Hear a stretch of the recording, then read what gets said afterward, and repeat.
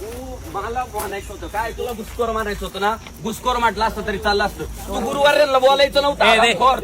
तू आमचं सर्वस्व आहे, ते सर्वस्व आहे आमचं. आमचं सर्वस्व आहे ते. लवांड्या बाजूल तू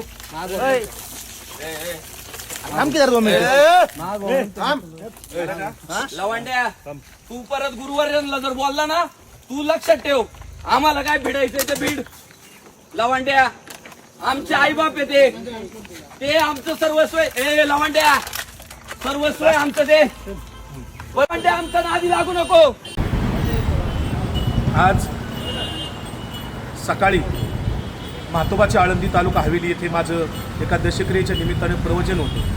ते प्रवचन संपल्यानंतर 10 वाजता मी आळंदी म्हातोबाची इथून पुण्याला जायला निघालेलो असताना रस्त्यात गावाच्या बाहेर आल्यानंतर वारकरी संप्रदायातील संग्राम भंडारे आणि काही 10-15 गोरक्षक होते. सगळेजण 2-3 गाड्या होत्या आणि त्या सगळ्या गुंडांनी मला रस्त्यात निर्जन स्थळी अडवलं.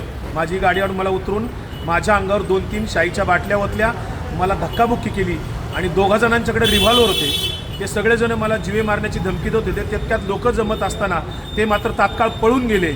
मी त्या सर्वांचा निषेध करतो. संग्राम भंडारे आणि त्याच्यासोबत आलेले सगळे जे काही 10-15 गुंड होते, गाड्या घेऊन आलेले, त्यांच्यावर पोलिसांनी तात्काळ कायदेशीर कारवाई करावी. मी लोणी काळभोर पोलीस स्टेशनला इथे फिर्याद देण्यासाठी आलेलो आहे. जोपर्यंत त्यांना सर्वांना अटक होत नाही तोपर्यंत लोणी काळभोर पोलीस स्टेशन येथे माझा सत्याग्रह सुरू राहणार आहे.